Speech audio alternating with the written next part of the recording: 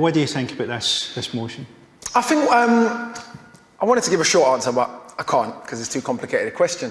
I think that when we talk about race, we tend to focus on individual acts of prejudice, which is why UKIP often come up, because they'll overtly say stuff that we find offensive. But unfortunately, the issue of race, if we understand it, is a lot more insidious. And it takes a lot more of a historical view to understand the difference between individual bias and structural racism and privilege. And the idea of Great Britain was intimately tied to the fact that Britain's invaded almost every country on the earth, literally. No, literally, there's a map, you can Google it.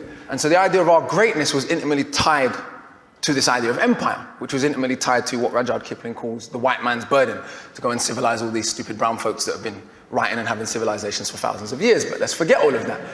And so if we fast forward to today, when we talk about structural racism in Britain, do we have the same institutional disparities in rates of imprisonment that they have in America? Yes, absolutely we do. Do we have the same disparities in terms of who's dying in police custody? Yes, indeed we do. In 2011, we were told we loved Libyans so much we wanted to bomb democracy into them. Less than 5 years later, we're leaving people fleeing the same conflict to drown in the sea, while giving a woman space in a national newspaper to refer to them as cockroaches. And when you refer to humans as cockroaches, that is a mandate for murder. Let's be clear about that. The moment human beings become non-human, that is a mandate for murder, and there's a long historical parallel of that.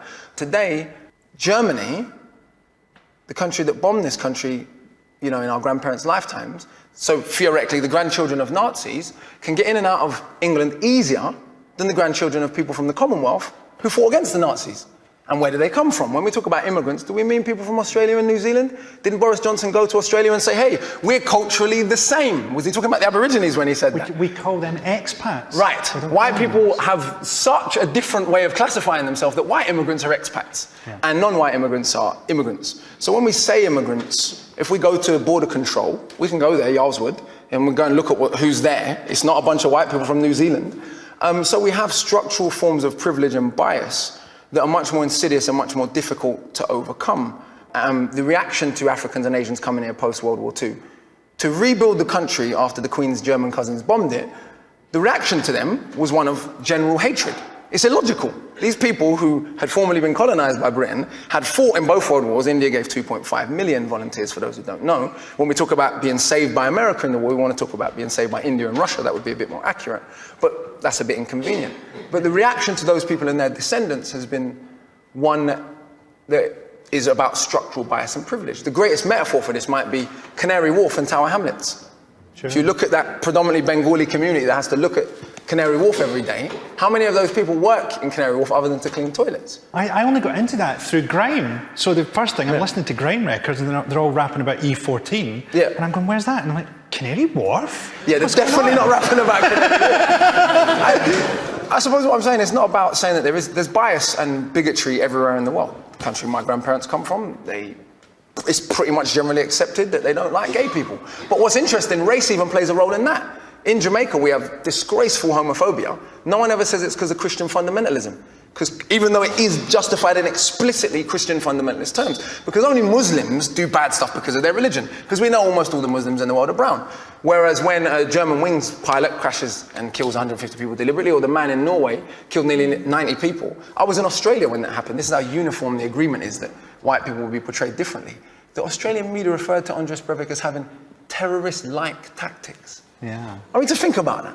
Yeah. This guy killed almost 100 people, and he's just almost a terrorist. And he'd written a crazy thing about Muslims. No, it's very clear. I mean, he was a terrorist by any standard. The idea that white is right isn't just a European idea. It's an idea that has had insidious implications, because no matter what, the 700 people that were left to drown off the coast of the Mediterranean, were they white human beings, they wouldn't have been left to drown. And they certainly wouldn't be called cockroaches. The program. When we deal with racism, rather than dealing with the structural reality and all this nonsense about people are racist because they're frustrated about their life, it's totally classist. What we're saying, only working class people are racist. Do me a favour. Racism was not invented by working class people. It was invented by elite academics through pseudoscientific nonsense and perpetuated as part of political policy. From the top down, not the bottom up. In fact, if we look back at the history of this country, when there were slave catchers in the streets, people had far more allies in working class parts of London than they did from rich people who were trying to catch them and send them back to the Caribbean. So let's be be honest about the history and deal with the bigger problems of structural racism, because then smaller things and smaller frustrations that are breeding this type of nonsense won't be excavated so much. But this is the problem, is we focus on nonsense like this rather than dealing with why a British soldier you've probably never heard of, a gentleman called Christopher Alder, died in 1999 in police custody. There is footage on YouTube that you can see for yourself of him on the floor with his bottom half exposed, with police officers around him making monkey noises over his dead body. You've never heard his name. Why?